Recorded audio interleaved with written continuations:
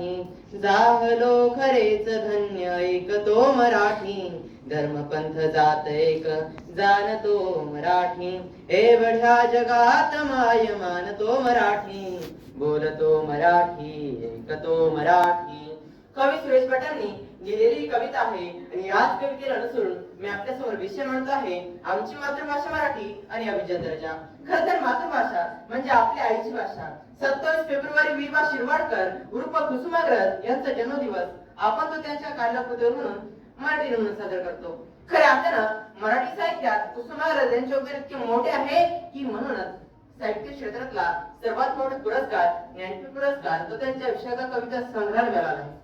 कुसुमाग्रज यांच्यासह अन्य 3 मराठी लेखकांना हा पुरस्कार मिळाला आहे. त्यात वि. खांडेकर, विंदा करंदीकर आणि बाळचंद्र नेमाडे. यावरून आपल्याला मराठी लेखकांचे योगदान लक्षात येते.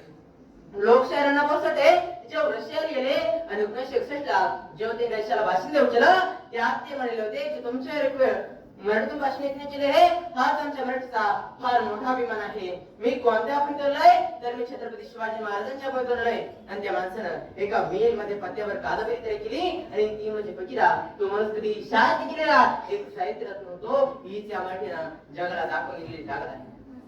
तर मग मराठी म्हणजे नेमकं काय तर ज्ञानेश्वरांनी रुजवली ती भाषा मराठी, शिवरायांनी टिकवली ती संस्कृती मराठी, संतांनी वाढवलं तो वाण मराठा आणि आमचा अभिमान म्हणजेच मराठा.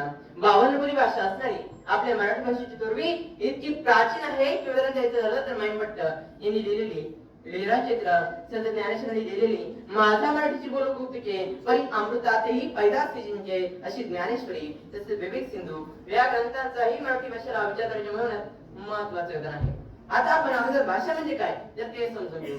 तर भाषेचं प्राचीनत्व किंवा भाषेचं वय हे 1.5 ते 2.5 असावं. प्राचीन आणि आधुनिक भाषेचा गाभा हा कायम असावा 20 सालांपेक्षा आणि याचा पुरावा नाणेकाठात सापडलेला शिल्लक.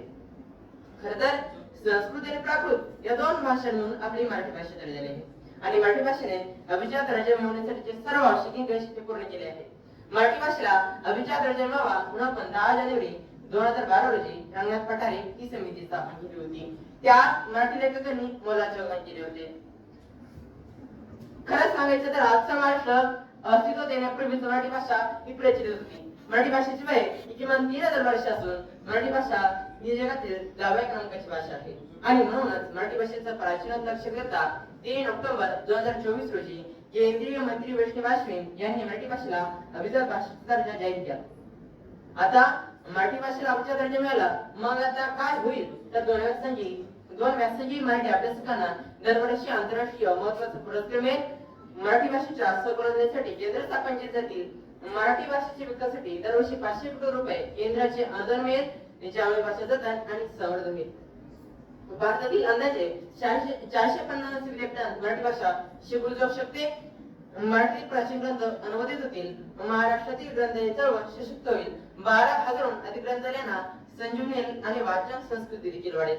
आज मराठी भाषा 15 कोटी लोकांचे एकत्रित करणारी असेल तर या भाषेचा सन्मान व्हावा, मराठी भाषा टिकावी असं जर आपल्याला वाटत असेल तर मला वाटतं मराठी भाषा ही व्यवहारामध्ये झाली पाहिजे जेणेकरून लहानापासून तर मोठ्यापर्यंत सर्वजण आपल्या मराठी भाषेचे संवर्धन करू शकतील. त्याचबरोबर मराठी भाषा टिकवण्यासाठी आपल्याला मराठी शाळा टिकवणं सुद्धा फार महत्त्वाचं आहे कारण आपली मराठी भाषा ही ज्ञान भाषा देखील झाली पाहिजे. आज प्रत्येक पालकाची अपेक्षा असते की माझ्या मुलाने इंग्लिश स्कूल शिकावं पण त्या मराठी ज्ञान करत नाही. कोणीतरी कलेक्टर घडणार आहे, कोणीतरी राष्ट्रपती पंतप्रधान घडणार आहे, देशाचं आगवेगळं नेतृत्व त्या ठिकाणी करणार आहे. ते जर घडू द्यायचं असेल तर मला वाटतं मराठी ज्ञान जर टिकलं तरच खऱ्या अर्थानं मराठीचा सन्मान टिकणार आहे. केवळ कागदपत्री अभिजात दर्जा दिले ना मराठी भाषा काय असं आगवेगळं संपादन करू शकणार नाही. तर महाराष्ट्र सरकारला विनंती आहे आज तुम्ही कागदपत्री आपल्या मराठी भाषेचा सन्मान ठेवलाय त्याला अभिजात दर्जा दिलाय म्हणून तुमचे मनपूर्वक आभार. पण मराठी शाळा तुमच्या दुट्टीकवायत त्या जपाव्यात त्या संरक्षण त्यांची गुणवत्ता वाढवी. त्याचबरोबर मराठी भाषा ही व्यवहार झाली पाहिजे. मराठी भाषा ही ज्ञान भाषा सुद्धा झाली पाहिजे.